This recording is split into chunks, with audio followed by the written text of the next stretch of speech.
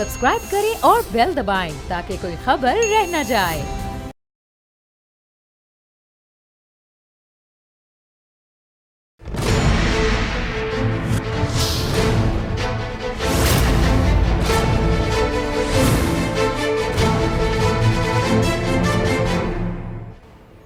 अस्सलाम वालेकुम, मैं हूं नूरुल आरफीन सिद्दीकी और आप देख रहे हैं मेरी जंग। शुक्रिया के साथ सादिक और अमीन वज़ीर आज़म का ये तोहफ़ा आवाम ने कबूल किया है। कुछ दिन पहले दर्शन देने आए थे, मेरा माथा उसी वक्त ठनका था। मैं समझ गया था कि अब कोई ना कोई ख़बर दे के जाएंगे। फरमाया था कि पूरी दुनिया में पेट्रोल महंगा हो रहा है, हमें पेट्रोलियम मसनूआत की कीमतें बढ़ानी पड़ेंगी। धड़का तो था, लेकिन एक शायद उम्मीद भी थी कि इतनी जल्दी तो बहरहाल ये कारीवार नहीं करेंगे। रिलीफ पैकेज देने की आड़ में आवाम पर, उनकी कमर पर महंगाई का इतना ख़तरनाक वार आज से पहले किसी वज़ीर आज़म ने, जो अवामी मसीहाई का दम भरता हो, जो खुद को सादिक और अमीन कहलाता हो, जो हैंडसम हो, जो डैम वाले बाबा की मेहरबानी से हम पर हो, आज तक किसी वजीर आजम ने आवाम पर इतना कारी, इतना मौलिक वार और इतनी शकीउल कल्बी से तोड़ नहीं किया था। मगर कुर्बान जाइए मेरे हैंडसम वजीर आजम के। पेट्रोलियम मसनूआत की कीमतों में एक नहीं, दो नहीं, पूरे 8 रुपए का इजाफा, पूरे 8 रुपए का नाकाबिले बर्दाश्त तारीखी इजाफा फरमाया है। पेट्रोलियम मसनूआत आज इस वक्त जब आपसे गुफ्तगू की अदाकारी कर रहा हूं, 146 रुपए पेट्रोल इस वक्त दस्तयाब है। 145 अशारिया समथिंग, लेकिन समथिंग का कोई मतलब नहीं होता, 146 ही समझिए। डीजल इस वक्त 143 143 रुपए है, लेकिन मेरे हैंडसम का कलेजा अब भी ठंडा नहीं हुआ। फरमाते हैं पेट्रोल अब भी दीगर ममालिक के निस्बत सस्ता है। इस कदर सफाकी, इस कदर शकील कर्बी, इतनी जुल्म, इतने जबर का मुजाहरा किसी वजीर आजम ने इतनी खंदा पेशानी से, इतनी इस्तकलाल के साथ, इतनी इस्तकामत के साथ अगर कभी तारीख में किया हो और आप लोग गवाह हो तो मुझे खत लिखिएगा, हालांकि मैं पढ़ता नहीं हूं। वजीर आजम के इस्तकलाल का, वजीर आजम की कमिटमेंट का टुवर्ड्स शायद डिस्ट्रक्शन, टुवर्ड्स पता नहीं किस तरफ। आलम यह है कि वजीर आजम फरमाते हैं कि मेरी कारकर्दगी 5 साल बाद पूछिएगा। अवाम को उन्होंने मशवरा दिया है 5 साल बाद देखेंगे, अभी तो चीखो चिल्लाओ जो कुछ कर रहा हूं अभी तो वो भुगतो। 5 साल बाद देखेंगे। हुजूर आप तो 5 साल बाद देखेंगे, लेकिन 5 साल बाद हम कहां मिलेंगे? हम सब तो वहां होंगे जहां आप हमें भेजना चाहते हैं, जिसके बारे में आपने हमें बताया था कि सुकून सिर्फ कब्र में है। आपने पहले बताया नहीं था कि आप महंगाई की सूरत में हमें इतनी जल्दी पार्सल करने के लिए तशरीफ़ लाएं। आपने तो हज़रत उमर फ़ारूक रज़ी अल्लाह ताला अन्हु, हज़रत अबू बकर सिद्दीक़ रज़ी अल्लाह ताला अन्हु की मिसालें दी थी। आपने तो कहा था कि अदल इंसाफ का क्या हो गया, आज़ाद इदारे से पूछ लें क्या? फरमाते हैं कि महंगाई पूरी दुनिया में, मगर आप कहाँ मेरे सरकार? पूरी दुनिया में तब्दीली कहाँ? पूरी दुनिया में एक पेज गवर्नमेंट कहाँ? पूरी दुनिया में ऐसा कहां कि जैसे ही कुछ कहो वैसे ही नोटिस ले लिया जाए? अवाम दुश्मन कहो, अवाम दुश्मन ही कहो। मसीहा ने एक और सनसनीखेज इंकशाफ किया है। उन्होंने फरमाया कि हम अवाम की फलाह के लिए, आम आदमी को बचाने के लिए काम कर रहे हैं। सदी का ये भद्दा और मज़ाक़ खेज तरीन लतीफ़ा सुनते ही आम आदमी धाए से गिरा और बेहोश हो गया। इतना बड़ा मजाक, इतना संगीन। आम आदमी के लिए हुकूमत जो काम कर रही है, अब जरा उसकी तरफ आते हैं। हुकूमत ने पेट्रोलियम मसनूआत की कीमतों में फलक शिगाफ, नादिर शाही, यादगार, छप्पर फाड़ इजाफे के बाद जो दूसरा तोहफा दिया है, जो दूसरा तीर हुकूमत ने अपने तरकश का आजमाया है, वो था बिजली की कीमतों में इजाफे का। ज्यादा नहीं, बिजली की कीमतों में महज 1 रुपये 68 पैसे यानी 2 रुपए ही समझा जाए। बिजली की कीमतों में एक मरतबा फिर 2 रुपए का इजाफा फरमा दिया गया है। बात सिर्फ यही नहीं रुकी, अवाम को रिलीफ देने आए थे तो रिलीफ की सूरत एक और निकली है, और वो ये कि वो चीनी जो हम चोरों और डाकुओं की हुकूमत में 50, 55, हद है कि 60 रुपए खरीद रहे थे आराम से मोहल्ले की दुकान से, इस वक्त लंबी लंबी लाइनें लगा करके 130, 140, 150 और 160 रुपए भी खरीदा जा रहा है। मगर मेरे सरकार कहते हैं कि ये मेरा डोमेन नहीं है, ये चूंकि ऐसा हुआ तो चुनाचे वैसा हो गया, इसकी जिम्मेदार भी पिछली साबका हुकूमत है या सिंध हुकूमत है जिसने क्रशिंग नहीं करवाई। इसी तरह के मौजूआत पर गुफ्तगू करने के साथ मौजूद हैं मोहतरम जनाब इब्राहिम खान साहब, पाकिस्तान तहरीक इंसाफ के MNA हैं। इब्राहिम खान साहब, सर आपको शो में खुशामदीद कहते हैं। दूसरी जानिब हसन मुर्तज़ा साहब, पाकिस्तान पीपल्स पार्टी के रहनुमा, हमारे साथ अपनी गाड़ी से ही शरीक हो रहे हैं। सर आपका भी बहुत शुक्रिया। हो सके तो अपनी सेफ्टी सिक्योरिटी को यकीनी बनाइएगा, पार्किंग कहीं अच्छी जगह कीजिएगा, वरना ये महंगाई की लहर कहीं आपकी गाड़ी को भी ना ले जाए। और तीसरी तरफ मोहतरमी और मुकरमी जनाब राना मोहम्मद अरशद साहब, अवाम के दुखों की फातिहा पढ़ने इस वक्त लंदन में बैठे हुए हैं। मौसम अच्छा है, साहब का मूड भी यकीनन अच्छा होगा। अल्लाह ताला आपके इकबाल भी बुलंद फरमाए। मेरे तीनों मेहमान इब्राहिम खान साहब, राना अरशद साहब और हसन मुर्तज़ा साहब, तीनों साहिबान को इस्तकबाल करते हुए, खैर मकदम करते हुए हस्ब रिवायत हस्ब दस्तूर इब्राहिम खान साहब की जानिब जाऊँगा। इब्राहिम साहब, सर अस्सलाम वालेकुम। वालेकुम अस्सलाम हुजूर। सर मिजाज गिरामी, तबीयत ठीक है? शुक्र अल्लाह पाक का, बिल्कुल खैरियत से जी। अच्छा सर, आप शायद इसे मेरी बदगुमानी समझें, लेकिन बखुदा अल्लाह रसूल की कसम खा करके कह रहा हूँ कि जैसे ही मेरी टेलीविज़न स्क्रीन पर वो मनमोहनी सूरत नज़र आई थी, जो जब भी आती है तो कुछ ना कुछ होता है, तो मैं ताड़ गया था कि इस मर्तबा भी कुछ होने वाला है। अच्छा, धमकी भी दी थी, उन्होंने कहा था कि पेट्रोल की कीमत बढ़ानी पड़ेगी, लेकिन ऐसी भी क्या कमिटमेंट सरकार के रात के 15 बजे ही ये बम गिरा दिया। सर सुबह का सूरज तो हो लेने देते। बिस्मिल्लाहिर्रहमानिर्रहीम।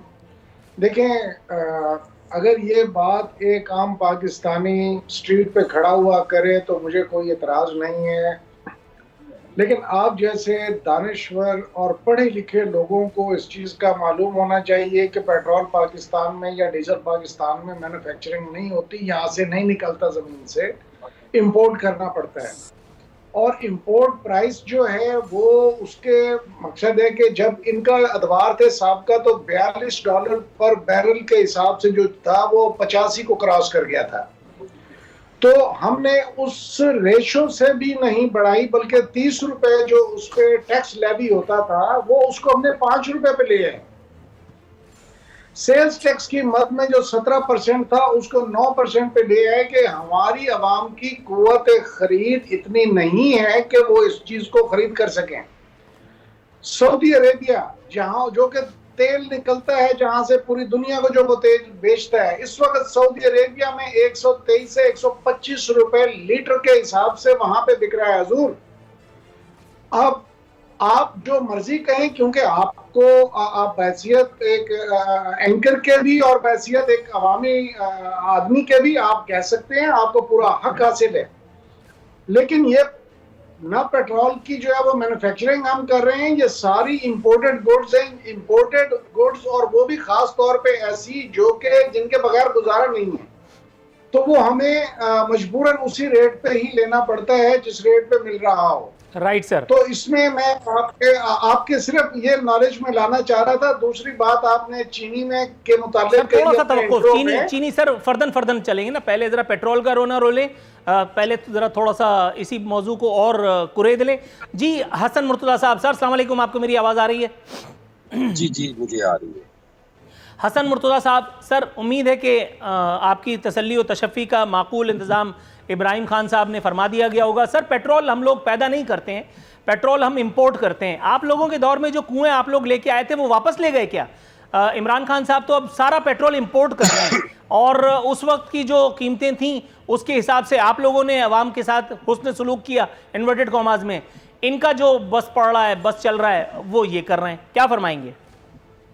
गुजारिश ये है जी, जैसे इब्राहिम साहब ने फरमाया, बिल्कुल दुरुस्त है कि ये इसकी बैनुल अक़वामी जो रेट्स हैं वो होते हैं। ये कोई पाकिस्तानी गवर्नमेंट ने नहीं, उन्होंने तो जो टैक्सेस हैं उनमें ही कमी बेशी करके उसको वो कर सकते हैं, कोई शक नहीं है इसमें। लेकिन मेरा उनसे एक छोटा सा सवाल है कि जब पीपल्स पार्टी की हुकूमत में 2008 से 13 तक हम $147 फी बैरल क्रूड ऑयल खरीदते थे, तो उस वक्त 100 से कीमत तजावज़ की थी एक दफ़ा, तो पूरी कौम ने उस पर चीखना शुरू कर दिया था और खान साहब ने खुद खड़े होकर कहते थे कि जब तेल का रेट बढ़े तो समझो कि वजीर आज़म चोर है। ये खान साहब ने कहा था।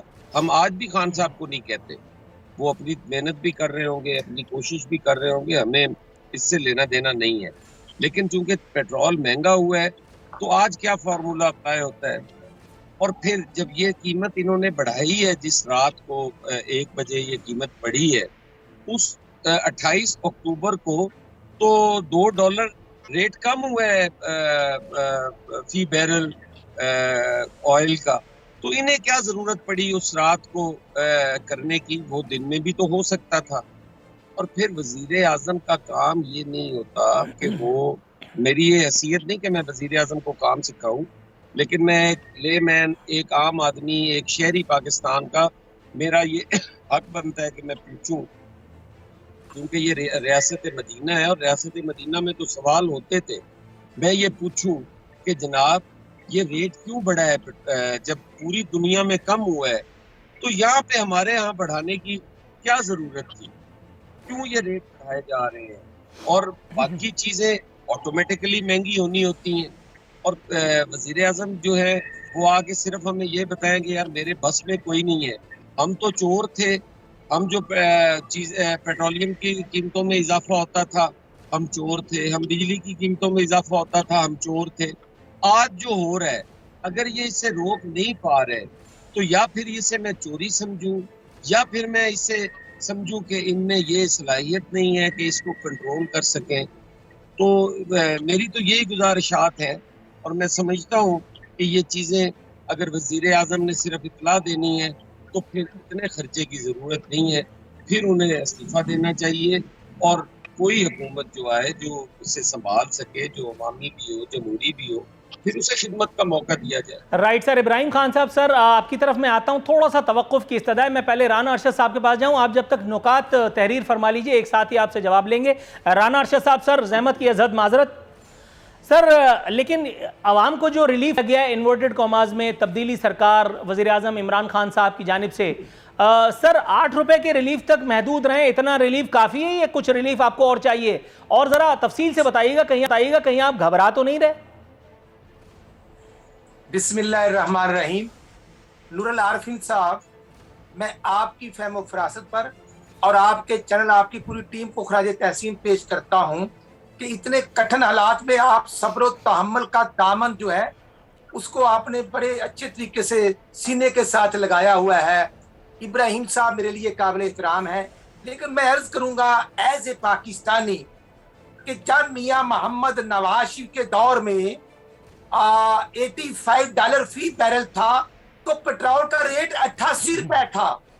जैसे हसन मुर्तजा साहब ने कहा, बिल्कुल पीपल पार्टी के दौर में $100 भी क्रॉस किया, लेकिन मुझे समझ में नहीं आती कि जब इंटरनेशनल मार्केट्स में 3 दिन पहले रेट कम हुआ, एक किसान, एक जिम्मेदार, एक हमाम पर बैठने वाले शख्स को भी पता है कि तेल की कीमतें इंटरनेशनल लेवल पर रिड्यूस हुई हैं, तो ये 350 कनाल के महल में बैठने वाले बादशाह सलामत, सादिक और अमीन साहब जो हैं, इनको नहीं पता चला कि तेल की कीमतें कम हुई हैं और कहते हैं घबराना नहीं।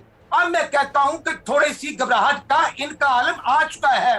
तो रात नहीं गुजरी, आधी रात को मेरे पाकिस्तानियों पर शब्बे खून मारा गया, 8 रुपए 3 पैसे के नाम पर पेट्रोल का रेट बढ़ाया गया, और 28 अक्टूबर को ना यकम महीने की थी ना ही महीने की 15 तारीख थी। ये है अनोखी बादशाही सलामत, जो कहे सो हो जाए, जो कहे कि नहीं तो नहीं हुआ। जब पूरी दुनिया में पेट्रोल सस्ता हुआ जून 2020 में, तो 26 जून को इन्होंने शब्बे खून मारा। ओगरा सोया हुआ था जैसे परसों सोया हुआ था, उस वक्त भी वजीर आजम और फिनांस डिपार्टमेंट ने, और ये परसों की रात को भी ओगरा को ऑन बोर्ड नहीं लिया गया। प्राइम मिनिस्टर ने डायरेक्ट कीमतें बढ़ाई हैं। 26 जून 2020 को 26 रुपए बढ़ाए थे, और आप ये 8.5 रुपए के नाम पर, असल हकीकत ये है कि मैं खुद जिम्मेदार हूं। मेरे पाकिस्तान के जिम्मेदार के साथ बहुत बड़ा जुल्म है कि जो वो चावल की जो फसल थी उसको समेटने के बाद गंदम काश्त हो रही है, ट्रैक्टर चल रहा है, वहां पर डीएपी की रेट जो बोरी जो मियां नवाज शरीफ साहब के दौर में, आपके दौर में, अवाम के दौर में 2500 की बोरी थी, 500 रुपए सब्सिडी थी, आज डीएपी की रेट 8,500 की किसने कर दी? इमरान खान ने की, माफियाज ने की। खदाना खास्ता बाहर से कुछ चीज वारद तो नहीं हुई। इसलिए मैं कहना चाहता हूं कि पेट्रोल, आज मजदूर परेशान है, जो 140 रुपए का पेट्रोल डालने का मुतहम्मल नहीं रहा। मजदूर किधर जाए? पेट्रोल का रोना रोए, या जो रात को ख्वाब में जिसको एनआरओ दिया गया वो लोधरा का रहने वाला जहांगीर तरीन, उसकी चीनी 160 रुपए तक पहुंच चुकी है। सर थोड़ा सा तवक्कुफ कीजिएगा। राना अरशद साहब, इब्राहिम खान साहब भी चीनी पे बात कर रहे थे, मैंने उनसे रिक्वेस्ट की आप भी काइंडली थोड़ा सा सर तवक्कुफ कीजिएगा। चीनी पे हम आगे चल के बात करेंगे। सर प्लीज थोड़ा सा वेट कीजिए। जी इब्राहिम खान साहब, सर दोनों मेहमानों का नुक्ता नजर आप तक पहुंचा, अब आपकी वजाहत का वक्त हुआ। जी मैं सबसे पहले तो ये बताना चाहता हूं अपने भाई को कि थोड़ी सी अपनी कैलकुलेशन को सीधा कर लें। बिल्कुल वो सही कह रहे हैं कि पीपल्स पार्टी के दौर में जो था वो इन्होंने वो दी थी अपना कि जी हमारा 100 पे गया तो लोगों की चीखें निकल गई, जबकि उस वक्त पता नहीं $85 बता रहे थे पर बैरल था। उनको ये सिर्फ मैंने याद दिलाना है कि उस वक्त डॉलर जो है मुशर्रफ 64 रुपए पे छोड़ के गया था। डॉलर वैल्यू पे जो है आपकी कॉस्ट ऑफ इंपोर्ट जो है उसके साथ मल्टीप्लाई जब आप करते हैं तो उस पे वो कास्टिंग निकलती है। इस वक्त डॉलर जो है वो 170 रुपए का है, तो आप उस 85 रुपए को 64 रुपए वाले डॉलर के साथ और ये 170 रुपए वाले डॉलर के साथ अगर मवाजना करके सिर्फ लोगों को मिसगाइड करना है तो वो एक अलग चीज है, लेकिन जो हकायक है वो सामने लाने पड़ेंगे। इन्होंने फिर उसके बाद नून लीग की गवर्नमेंट आई, नून लीग की गवर्नमेंट ने आके जो है वो एक फर्जी तौर पे जो है वो बाहर से पैसे पकड़ के और 10% और 11% पे स्कूप बॉन्ड्स इशू करके इन्होंने मकसद है कि वो पैसे गैदर किए हुए थे जो कि रियल इकोनॉमी नहीं थी। एक अपने डॉलर के रेट को वो इन्होंने एक तरीके से वो कंट्रोल करने की कोशिश की और बढ़ चढ़ के वो कर्जे लिए जा रहे थे। नतीजतन जब उन कर्जों के अब अदायगी का वक्त आया तो पैसे देने के लिए जब ना हो तो आपको फिर नोट भी छापने पड़े और आपको मजीद उधार भी लेने पड़े और नतीजतन डॉलर की प्राइस जो है वो ऊपर गई अपनी एक्चुअल सतह पे। ये तो है मेन चीजें। एक चीज वो कह के गए हैं अरशद साहब कि जी मैं जिम्मेदार हूं, मैं भी जिम्मेदार हूं। जिस वक्त 2500 रुपए की, बिल्कुल सही फरमा रहे हैं कि 2500 रुपए की डीएपी मिलती थी, उस वक्त भुट्टी जो है कपास वो भी 2500 रुपए मन बिकती थी। आज 7500 रुपए डीएपी है तो 7500 रुपए मन इस वक्त कपास बिक रही है। उससे हट के गन्ना जो आप कह रहे थे, गन्ना उस वक्त 180 रुपए रेट था, लेकिन बेचारे किसान को 125 रुपए दिया जाता था कांटे करके। पिछले साल किसान ने 300 रुपए के करीब बेचा है। गंतम ये जो है उस वक्त 900 रुपए से 1000 1200 रुपए से ऊपर नहीं जाने देते थे, आज हमने उसका रेट 1950 रुपए किया है। उसकी जो अगर आप लगा लें, उसकी इनकम लगा लें किसान की, मैं तो साउथ पंजाब की आपको बात कर रहा हूँ, अगर हमें कपास की इसकी डीएपी की तरफ से अगर हमें नुकसान हुआ है, लेट से कि 2 बोरियां डलती है 1 एकड़ में, और उस 2 एकड़ का 2 बोरी की जो कीमत का फर्क है वो तकरीबन 6 से 7 हजार बनता है। अगर 7 हजार का जिम्मेदार को उसमें नुकसान हुआ है तो उधर से उसको 30,000 रुपए का फायदा भी हुआ है रेट की सूरत में। सर इससे पहले कि ब्रेक की कॉल दे दी जाए, आपका नुक्ता कन्वे हो गया इब्राहिम खान साहब। इससे पहले कि ब्रेक की कॉल दे दी जाए, एक बात दिल नातवा पे बड़ी भारी गुजरी है। पहले राना अरशद साहब ने जतलाया कि वो ज़मींदार है और फिर आपने, सर सामने वाले का भी थोड़ा ख्याल करें, मैं गरीब आदमी हूँ, ठीक है ज़मींदारों से सवालात पूछने की जिम्मेदारी मेरी है, लेकिन सर ज़रा भाई पे भी ज़रा हल्का हाथ रखें। यहाँ वक्त हुआ है ब्रेक का, ब्रेक से वापस आते हैं तो एक मुख्तसर सा सवाल हसन मुर्तज़ा साहब के लिए बचा के रखा है, वो थ्रो करने की कोशिश करूँगा।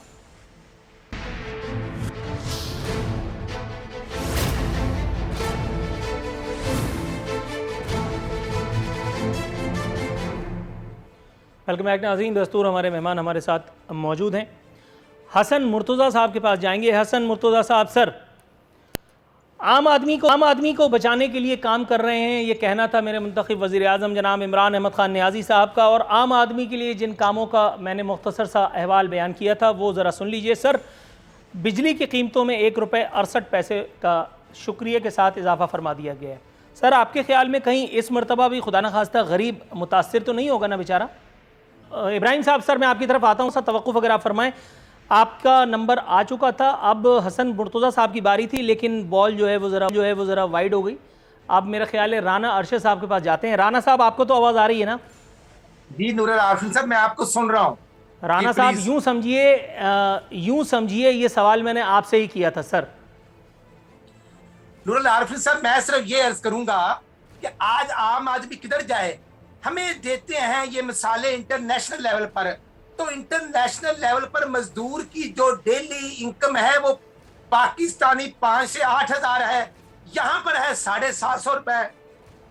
और अगर 18,000 तनख्वाह देख लें तो वो डेली बनती है 600। और बादशाह सलामत खुद तो कहते हैं कि मेरा 2 लाख में गुजारा नहीं होता। खुद तो पार्लियामेंटेरियन की तनख्वाहें ऐसे बढ़ा देते हैं, लेकिन आप इनका जो स्टेट बैंक है वो कह रहा है कि चीनी 150 रुपए क्रॉस कर चुकी है, लेकिन झूठे नहीं मान रहे।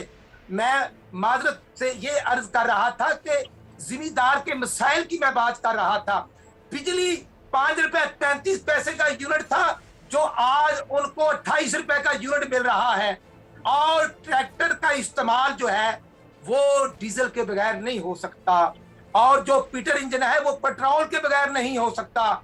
तो जो इन्होंने 146 रुपए रेट किया है वो देहाती एरिया में 155 रुपए रेट हो चुका है, क्योंकि वहां पेट्रोल पंप नहीं, वहां पर जो होती है वो ऑयल की एजेंसी होती हैं और वो 8 से 10 रुपए फी लीटर रेट बढ़ा रहे हैं। लेकिन ये तो रेट का ना कंपैरिजन ना उसको चेक करते हैं। इनका एक ही मिशन है, अपोजिशन और एंकर, और अगर कोई उसका इलाज कैसे करना है। आज गरीब आदमी परेशान है। आज एक तालिब इल्म परेशान है। यूनिवर्सिटीज और कॉलेजेस के दाखिले खुले हुए हैं। नूरुल आरिफिन साहब, आप यकीन करें, वालिदैन अपने घर के जो पड़े हुए थे थोड़ा बहुत जेवर सोना बेचकर बच्चों की फीसें अदा कर रहे हैं, क्योंकि इतनी कीमतें फीसों में इजाफा हो चुका है। आज तालिब इल्म परेशान है। बिजली की आपने बात की 1 रुपए 68 पैसे, तो ये 3 हफ्तों में 4 दफा बिजली महंगी कर चुके हैं। ये कैसे ये हुक्मरान है? अक्टूबर गुजर गया, कहते हैं सितंबर के लाइसेंस की जो कंडक्शन हुई है वहां पर गालबन इन्होंने 158 सर थोड़ा सा तवक्कुफ की इस्तदा है। राना साहब, मैं 1 मिनट जरा हसन मुर्तज़ा साहब से कंफर्म कर लूं। हसन मुर्तज़ा साहब, आपको मेरी आवाज आ रही है? जी आ रही है जी। हाँ साहब, सर वज़ीर आज़म फरमा रहे हैं कि कारकर्दगी 5 साल बाद पूछिएगा जनाब। महंगाई पूरी दुनिया में है, महज पाकिस्तान में नहीं। सर बात तो दुरुस्त है, महंगाई पूरी दुनिया में है। बिल्कुल जी, 5 साल बाद पूछ लेंगे क्या? वज़ीर आज़म साहब जो है ये जब ऑपोजिशन में थे तो ये किसी हुकूमत को टाइम देते थे?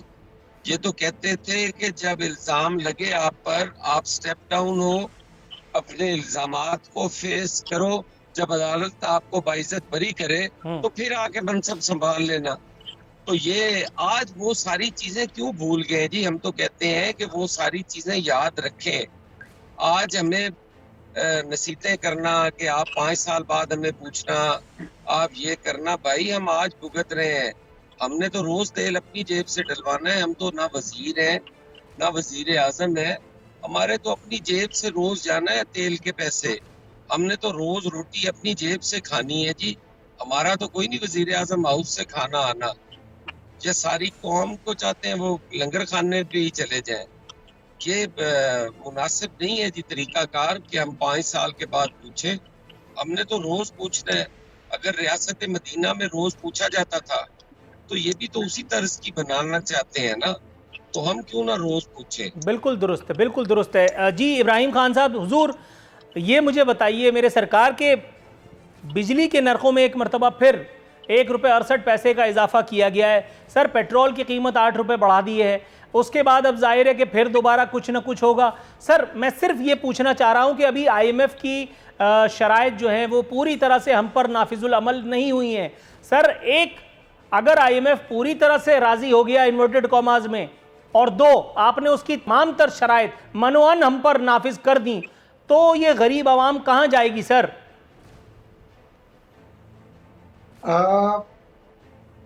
साहब आपको डिटेल जरा मुझे अपना टाइम दे दीजिएगा, क्योंकि काफी झमघटा हो गया सवालों का। तो इसमें पहली बात तो ये है कि बिजली का 1 रुपया और जो कुछ पैसे उसमें इजाफा हुआ है, आपकी इंफॉर्मेशन के लिए ये नवंबर से लेके और फरवरी तक आपको 12 से 13 रुपए जो है फी यूनिट बिजली जो है वो सस्ती मिलेगी, सिर्फ इस वजह से कि आप अपने आप को कन्वर्ट कर सकें, क्योंकि हमारी बिजली की कंजम्पशन बहुत कम हो जाती है। और इनके किए हुए जो मुआहदे हैं कैपेसिटी चार्जेस के, कि बिजली चलाए ना चलाएं आपको पैसे देते रहेंगे, उस मद में हमने कहा है कि उसका आवाम को फायदा हो। ये जो 2 रुपए बढ़े हैं, उसके अलावा मैं आपको बता रहा हूं कि 12 रुपए कुछ पैसे हैं, तकरीबन 13 रुपए के करीब है। 13 रुपए पर यूनिट के हिसाब से ऑलमोस्ट जो है अब आपके ये नवंबर के बिल से लेके फरवरी तक के बिल्स में ये आपको आवाम को इसमें से रियायत मिलेगी। आपने कहा था कि ये जिम्मेदारों को तो आप रख दें एक तरफ, चलो इनका आपने मवाजना दे दिया, आम आदमी का। मैं ये एडमिट करता हूं कि हमारे तबके के 2 लोग, एक हमारा मजदूर और एक हमारा तनख्वाहदार तबका, सफेद पोश, जिनकी तनख्वाहें उस हिसाब से नहीं बढ़ी जिस हिसाब से बढ़ गई है महंगाई। तो उनके लिए जो प्राइम मिनिस्टर साहब ने ये प्रोग्राम दिया है, और उसमें तकरीबन 2 करोड़ खानदान जो हैं वो उसमें आ रहे हैं, जिसमें के एहसास प्रोग्राम वाले भी हैं, और उससे हट के जिनकी 31,000 रुपए से कम इनकम है उन लोगों को शामिल किया गया है। और ये लोग अगर आप एवरेज देखें तो 7% पर हाउस होल्ड बनता है पाकिस्तान की आबादी, तो 7% पर हाउस होल्ड के 2 करोड़ के ऊपर आप देख लें 14 करोड़ लोग बनते हैं, जो कि तकरीबन 1/2 है टोटल पॉपुलेशन का। तो उनको 30% रियायत पे जो है वो ये खाने की अशिया जो है, आटा, घी, दालें, ये चीजें उस रेट पे मिलेंगी। अगर अब आपकी इजाजत हो तो मैं चीनी पे बात कर लूं या अभी खामोश रहूं? नहीं सर, आप अगर चाहें तो एडवांस में बात कर लीजिए, वरना सवाल तो मेरा अगला था, लेकिन फिर भी अगर आप चाहें। मैं सिर्फ इतना आपको अर्ज करना चाह रहा हूं कि 40 टन केजी हमने बरामद की है मुल्तान में। जो चीनी वहां से चली थी सिंध से और यहाँ पर गरीबों के लिए आनी थी, वो एक प्राइवेट कंपनी के गोदाम में चली गई। और इस तरह से मकसद है सिंध को जो है वो वहां पर इनकी, क्योंकि महीना पहले क्रशिंग शुरू हो जाती है मौसम के हवाले से, तो इन्होंने अपनी 3 मिलें जो हैं वो जान के बंद की, ताकि चीनी का बहरान पैदा करके और मैक्सिमम स्टॉक्स पड़े हुए उसको मैक्सिमम रेट पे निकाल सकें। लेकिन हमने पंजाब में फौरी एक्शन लिया है। यहाँ पर मैं डिस्ट्रिक्ट मुल्तान में बैठा हुआ हूँ, तो हमारे 37 जो हैं वो प्राइस कंट्रोल मैजिस्ट्रेट्स इस वक्त एक्शन में हैं, और हम 90 रुपए पे जो है वो चीनी, हमें भी एक दिन बीच में लगा है। एक दिन में उन्होंने क्या किया है, उन्होंने कहा जी ये जो बारीक चीनी है ये हम आपको गवर्नमेंट के कहने पे 90 की देंगे, और जो मोटे वाली है ये 140 रुपए या 150 रुपए, जो जिसका दाव लग रहा है उसने किया। हमें रातों रात फोन आए, हमने अपने मुतलका डीसीज को कहा, उन्होंने अपने मैजिस्ट्रेट को एक्टिव किया, छापे मारे। तो नतीजातन अब भी हमने कहा है चाहे वो पतली चीनी है, बारीक वाली या मोटे वाली, दोनों चीनी जो है वो 90 रुपए गवर्नमेंट का रेट है, और इससे ज्यादा हम आपको आगे नहीं जाने देंगे। अब कराची का जो है, क्योंकि ये प्रोविंशियल इशू है, तो प्रोविंशियल अब अगर कराची में ये महंगी चीजें बेच रहे हैं, आटा भी हमसे महंगा बेच रहे हैं, और चीनी क्योंकि मिले मोस्टली इन्हीं साहबान की हैं, तो वो ओमनी ग्रुप की, तो ये भी महंगी बेचना चाह रहे हैं। तो उसमें फेडरल गवर्नमेंट का या पंजाब गवर्नमेंट का या केपी गवर्नमेंट का कोई कसूर नहीं है। वो ये अपने अपने कंट्रोल करें। गवर्नमेंट ने एक रेट मिल वालों के साथ फिक्स करके ये रेट दिया था कि 90 रुपए में चीनी बिकेगी जी, और मुल्तान में इस हिसाब से बिक रही है जी। Right sir, good to hear that जी। राना अरशद साहब, सर कम से कम मुल्तान की हद तक तो तसल्ली बख्श खबर आई है कि 90 रुपए जो है वो चीनी बिक रही है। तो क्या हुआ, मैं यहाँ कराची में सड़ रहा हूँ तो क्या हुआ, लेकिन आप तो लंदन में, तो गरीब आदमी के ऊपर दोबारा आ जाते हैं। सर करूंगा, मुल्तान कहाँ पे है? जनूबी पंजाब में, जिधर इन्होंने ने जनूबी सूबा बनाना था 100 दिन में, और कहते थे कि हमने सूबा 100 दिन में बनाकर हमने 1 करोड़ नौकरियां देनी है, हमने 50 लाख नए घर देने हैं। मैं कहता हूं इब्राहिम साहब मेरे लिए काबिल एहतराम है, मैं अवाम से हूं ना, अवाम का नुमाइंदा हूं। तो मेरे भाई, मैंने तो मुल्तान से अभी पूछ लिया है, मैंने तो व्हाट्सएप पर मैसेज किया, तो उन्होंने मुझे बताया है कि आज भी 140 से 150 रुपए में रेट है। जो स्टेट है वो गरीब दुकानदार को पकड़ते हैं, लेकिन वो थोक का रेट है। जैसे जस्ट लाइक कि अकबरी मंडी लाहौर से अगर 150 या 130 रुपए में चीनी मिलती है तो उसने तो 150 से 160 रुपए में बेचनी है। ये अपनी जिम्मेदारी नहीं निभाते, ये माफिया को नहीं पकड़ते। वो कहां पर चीनी स्कैंडल, वो कहां पर जहांगीर तरीन, उसको एनआरओ देकर, खुद एनआरओ लेकर बजट पास करवा लिया। और ये शबाशी साहब ने बात की थी कि आपने 610 अरब का डाका मारना है, अब मार रहे हैं, सबने देख लिया। तेल सस्ता हो रहा है, ये तेल में जो लेवीज टैक्स में इजाफा किया, ये भी इंटरनेशनल नेशनल मार्केट से या रियासत मदीना से कोई लेटर आया है कि आप लेवीज टैक्स में 4 से 5 रुपए इजाफा कर ले? नहीं, ये आम आदमी के साथ जुल्म है, कोई और नहीं कर रहा, ये हुकूमत कर रही है।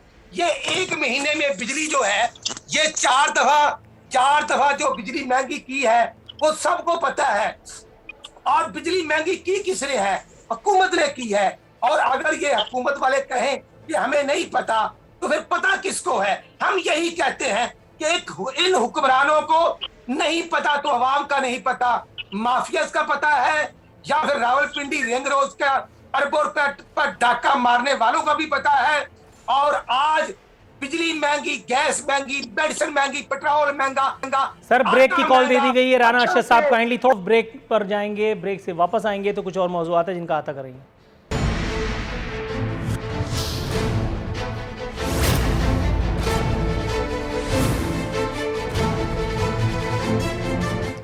वेलकम बैक नाज़रीन, इख्तितामी लम्हा शो के आन पहुंचे हैं हसन मुर्तज़ा साहब। सर आप मुझे सुन सकते हैं? जी मैं सुन रहा हूँ। हसन मुर्तज़ा साहब, इस वक्त ट्विटर पे एक शख्सियत का ट्वीट है, शख्सियत का नाम बता करके गुनाहगार होना नहीं चाहता, आप मुलाहिज़ा कीजिए उन्होंने लिखा क्या है। जरदारी और नवाज शरीफ ने पूरी कौम को बेवकूफ़ बनाया हुआ था। 130 150 वाली चीनी 53 में बेचते थे, 10 लाख का हज 2.5 लाख में करवाते थे, 170 वाला डॉलर 100 रुपये से कम था, 135 रुपये लीटर वाला पेट्रोल 70 रुपये का दे रहे थे। वो तो शुक्र है इमरान खान ने आकर सबकी आंखें खोल दी। सर आपका जवाब? गुजारिश ये है कि हम बिल्कुल लेमैन है जी, हम कोई फैक्ट एंड फिगर की बात नहीं कर रहे। इन्होंने एक बात की है जी कि मुल्तान में चीनी 90 रुपए की मिल रही है।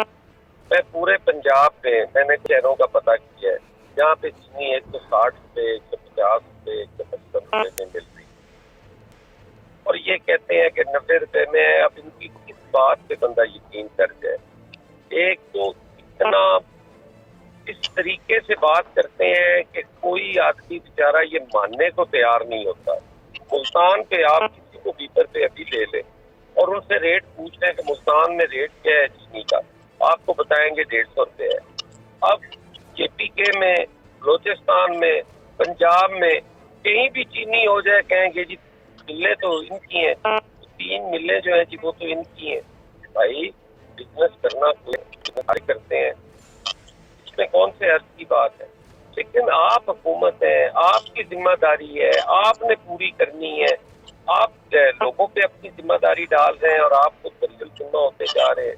आपकी जिम्मेदारी है निकलवाएं मिलों में से। आप दूसरे 3 सूबों को तो चीनी जो है वो 90 रुपए की दें। आप दूसरे 3 सूबों में तो पेट्रोल जो है वो 80 रुपए का दें। आप खरीदते कम है, या तो कीमत बढ़ा देते हैं, आपसे जवाब पूछो आप कहते हैं नहीं इनकी है। इस तरह हुकूमतें नहीं चलती, इस तरह नहीं मुमकिन होता। जब हम भी हुकूमत में थे, बीजेपी MLN की हुकूमत थी, जो जिम्मेदारियां हमारी थी हम लेते थे, जो उनकी थी वो लेते थे। क्या उस वक्त हमारे खिलाफ, फेडरल गवर्नमेंट के खिलाफ नहीं निकलते थे?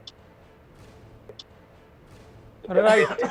आज आप अपनी जिम्मेदारी सिर्फ ये समझते हैं कि टीवी पे आकर ये कह दें कि जी पेट्रोल और महंगा होगा, बिजली और महंगी होगी, हम जिम्मेदार नहीं है। भाई जिम्मेदार आप है। आप अगर पिछली हुकूमतों को कोसते हैं तो कोसते रहे।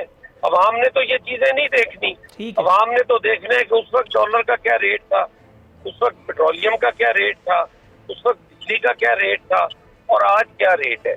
Right sir. इब्राहिम खान साहब सर, जिम्मेदारी से ये इस तरह नहीं चलेगी। राइट सर, इस तरह से नहीं चलेगी। इब्राहिम खान साहब सर, एक और बड़ा इंपॉर्टेंट ट्वीट अब से 24 मिनट पहले एक हस्ती ने ट्वीट किया है और ये आपके लिए लम्हा फिक्रिया है, क्योंकि ये मौसूफ अपने तरफ से इस तरह की बातें नहीं करते, इनका ये मैंडेट नहीं है। एक तकरीबन सरकारी एंकर हैं, नाम लेकर के मैं क्यों गुनाहगार हूं, पूरा पाकिस्तान समझता है मैं किसकी बात कर रहा हूं। ये वो दो अनमोल रतन हैं कि जो अपने घर के ड्राइंग रूम में बैठ करके आपके हर गलत को, यानी हुकूमत वक्त के हर गलत को सही साबित करते रहते हैं। कभी एक हज़रत पाकिस्तान में पेट्रोल के कुएँ दरियाफ्त करवा देते हैं, कभी कोई कहते हैं कि पाकिस्तान में कोई और अनोखी मादनियात निकल पड़ी है। मैं नाम लिए बगैर ट्वीट इनका पढ़ रहा हूँ। हुजूर पहले इस ट्वीट का जवाब दीजिएगा और बाद में हसन मुर्तज़ा साहब का। लिखा है, इमरान खान साहब, आम पाकिस्तानी ख़वातीन और हजरात की नब्ज़ पर हाथ रखें, आप लरस जाएंगे। 146 रुपये लीटर पेट्रोल, 130 रुपये किलो चीनी, 410 रुपये लीटर खाने का तेल, 85 रुपये किलो आटा, 24 रुपये यूनिट बिजली। आवाम आपको इसका जिम्मेदार समझते हैं। खुदा न खास्ता महंगाई काबू ना आई तो आप गए। हुजूर ये कोई आम ट्वीट नहीं है, ये कोई आम आदमी नहीं है। जब मैं सरकारी कह रहा हूं तो आप समझ लीजिए कि ये चुनिंदा और मुकर्रब शख्स है और ये अपनी मर्जी से ऐसी बात नहीं कर सकता। जी बिल्कुल, आप ठीक कह रहे होंगे। जो भी वो शख्स हैं उनकी अपनी एक ऑब्जर्वेशन है और 2023 के इलेक्शन में आप एक चीज़ क्लियर सामने आ जाएगी, क्योंकि अवाम का मैंडेट है, जिसको मर्जी चाहे वो बनाए। हम लोगों ने अभी ये कह रहे हैं कि जी वो चीनी, हमने देखें चीनी का क्या यूटिलिटी स्टोर्स पे आपको 99 रुपीज़ की मिल रही है और उसके नहीं सर, काइंडली थोड़ा सा तवक्कुफ कीजिएगा sir kindly, sorry to intervene you. आपने इंतहाई इख्तिसार के साथ इस सवाल को दफन कर दिया। सर ये 2023 के इलेक्शन तक नौबत नहीं जाने की, इस ट्वीट का मतलब ये है कि तो आप गए का मतलब तो आप सब बेरोजगार हो गए का मतलब हुकूमत गई। ये 2023 के इलेक्शन की नौबत नहीं आने की, इस ट्वीट का मतलब ये है, और ये कोई आम आदमी नहीं है। अच्छा जी, मैं उसी के जवाब में बता रहा हूँ कि ये जितने बड़े माशाल्लाह कोई प्रोफेसर हैं, कोई माहिर फल्कियात हैं, ये जो भी हैं जिन्होंने ये ट्वीट किया है, मैं आज आपको बता रहा हूँ ये हुकूमत 2023 तक कहीं नहीं जा रही, ये यहीं पे मौजूद है और इसने मौजूद रहना है इंशाल्लाह। और 2023 के इलेक्शन में भी आप देखेंगे बहुत से हालात मुख्तलिफ होंगे। ये पूरी दुनिया में एक तूफान आया है और प्राइसेस के हवाले से मैं खास तौर पे आपको थोड़ी सी क्लैरिटी पे लेके आना चाहता हूँ कि 18वीं तरमीम के बाद ये सारे जो हैं डिवॉल्व सब्जेक्ट्स हैं, ये एग्रीकल्चर प्रोड्यूस जितनी है, ये चीनी है, ये आटा है, ये मकसद है सारे डिवॉल्व सब्जेक्ट्स हैं, इदारों अपने सूबों को कंट्रोल करने हैं। तो मैं आपसे अर्ज करना चाह रहा था कि यहाँ पर हमने क्या सिस्टम इवॉल्व किया है, जरा सुन लीजिए। तो सिस्टम ये है सर कि हमारा राना अर्शद साहब, सर 2 मिनट में मैं आपके पास आ रहा हूँ। राना अर्शद साहब जी, इब्राहिम खान साहब प्लीज गो ऑन। मैं सिर्फ इतना अर्ज करना चाह रहा था कि आप हमारा जो सिस्टम हमने इवॉल्व किया है यहाँ पे सस्ती अशिया के लिए, एक तो यूटिलिटी स्टोर है, वो हर जगह पे हो नहीं सकता, तो जहाँ पे देहात हैं, गांव हैं, वहाँ पे हमने वो दुकानदार जो हैं उनको डिजिग्नेट कर दिए हैं डीसी साहब के उनके बैनर के साथ कि ये कंट्रोल रेट पे आपको ये अशिया यहाँ से मिलेंगी। और ये जो हमने पैकेज बनाया है 30% डिस्काउंट का, वहां से वो ये भी अवेल कर सकेंगे, तो अवाम को जो है वो रिलीफ आने वाला है। और वो जो साहब जिन्होंने अपनी ऑब्जर्वेशन बताई है वो उनको मुबारक हो। पहली बात तो ये है कि हमारी कोई रोजी रोटी नहीं है, ये सियासत के हम बैठ के हमारा मकसद है, नौकरी खत्म होने वाली है, अल्लाह माफ करे। ये जिन लोगों ने सियासत को जो है कारोबार बना रखा था वो पूरी दुनिया के सामने है। कुछ लंदन बैठे हैं तो कुछ अस्पताल के बहाने में बैठे हुए हैं। तो मैं आज आपको अपनी बात कहता हूँ, अल्लाह को हाजिर नाजिर जान के कि एक पाई भी साबित हो जाए करप्शन की तो अल्लाह ना मुझे आखिरत में बख्शे और ना पाकिस्तान के अवाम बख्शे। माज़अल्लाह हम इस जज्बे के साथ इस मुल्क में आए हैं। यकीन है आपकी बात का सर, जज्बे के साथ, यकीन है आपकी बात का, बिल्कुल आप दुरुस्त फरमा रहे हैं। जज्बे के साथ इस मुल्क में आया हूं कि मैंने अपने मुल्क के लिए कंट्रीब्यूट करना है, अपने मुल्क के लिए काम करना है। हमारी जो लॉन्ग टर्म पॉलिसीज हैं, राइट सर, थोड़ा सा तवक्कुफ कीजिएगा इब्राहिम खान साहब। राना अरशद साहब, मैं राना अरशद साहब के पास जाऊंगा। राना अरशद साहब सर, मैं वही सवाल आपसे भी करना चाहूंगा सर। इब्राहिम खान साहब ने इस ट्वीट को बड़ा लाइटली लिया है, आप समझ तो गए होंगे कि मैं किस ट्वीट की बात कर रहा हूं। आजकल के एंकर या तजिया नगार जो पीटीआई के कंटेनर पर हुआ करते थे, वो मुबश्शिर लकमान हो या मैं समझता हूं कि कामरान खान साहब का तजिया हो या हसन निसार का हो, या मैं समझता हूं कि और जो है वो हकीकत के करीब पहुंच चुके हैं। जो बात 16 अक्टूबर का जलसा पीडीएम का फैसलाबाद में मरियम नवाज शरीफ ने बात की, जो बात 31 अक्टूबर को डीजी खान के जलसे में शहबाज शरीफ ने की, या जो कल मेरे कैद मियां मोहम्मद नवाज शरीफ ने की कि हम अवाम के हकूक के लिए अब हम उनसे दूर नहीं रह सकते, हम अवाम के साथ मिलकर एहतजाज करेंगे। जॉइंट सेशन के लिए मियां शहबाज शरीफ साहब ने तमाम पार्लियामानी लीडर्स को ऑन बोर्ड ले लिया है। पार्लियामेंट के अंदर, पार्लियामेंट के बाहर हम एहतजाज भी करेंगे और हम देखेंगे ये माफिया की हुकूमत जो है अब ये मुल्क के लिए नहीं, ये अवाम के लिए, ये इदारों के लिए जो है ये खतरे की अलामत बन चुकी है। अब इनका जाना ठहर चुका है। एक ही है कि शफाफ, नीट एंड क्लीन इलेक्शन होने चाहिए। ये डस्के के इलेक्शन की रिपोर्ट आ गई कि क्या फरदौस अशकवान ने गोल खिलाए, ये सारी इमरान खान की डायरेक्शन थी, ईवीएम मशीन की कंटिन्यूटी। अब ये चीजें एक्सपोज हो गई हैं और मैं समझता हूं कि मालम जब्बे के केस में परवेज खटक को क्लीन चिट, खुसरू बख्तियार को क्लीन चिट, परवेज इलाही को क्लीन चिट, और हकीकत में ये एक इंटरनेशनल एजेंडे पे आए थे। मेरे प्यारे मुल्क की बुनियादों को खोखला करके चले गए और आज मैं परेशान हूं कि मेरे मुल्क का गरीब जो रहने वाला है वो परेशान है। उसके लिए रोटी 2 टाइम की नहीं, गैस महंगी, बिजली महंगी, रोटी महंगी, आयल जो नवाज शरीफ के दौर में 135 रुपए का लीटर था, 450 रुपए का कुकिंग ऑयल घी हो चुका है, चीनी 50 रुपए किलो थी, ये 150 रुपए। राइट सर, राना अरशद साहब सर, आपका जवाब शुक्रिया के साथ मौसूल हुआ है। जनाब, आप अवामी दुखों का इजहार फरमा रहे हैं, इब्राहिम खान साहब मुस्कुरा रहे हैं, और यहाँ मेरी हालत देखिए कि मुझे नवीद मुसर्रत सुना दी गई है कि टाटा बाय बाय का टाइम हो चुका है। इब्राहिम खान साहब, हसन मुर्तज़ा साहब और राना मोहम्मद अरशद साहब, तीनों मौज़ूज़ीन का एक और मरतबा करते हुए वाइंड अप करते हैं। कल इंशाअल्लाह बशर्ते ज़िंदगी हाज़िर खिदमत होंगे। फ़ी अमानिल्लाह।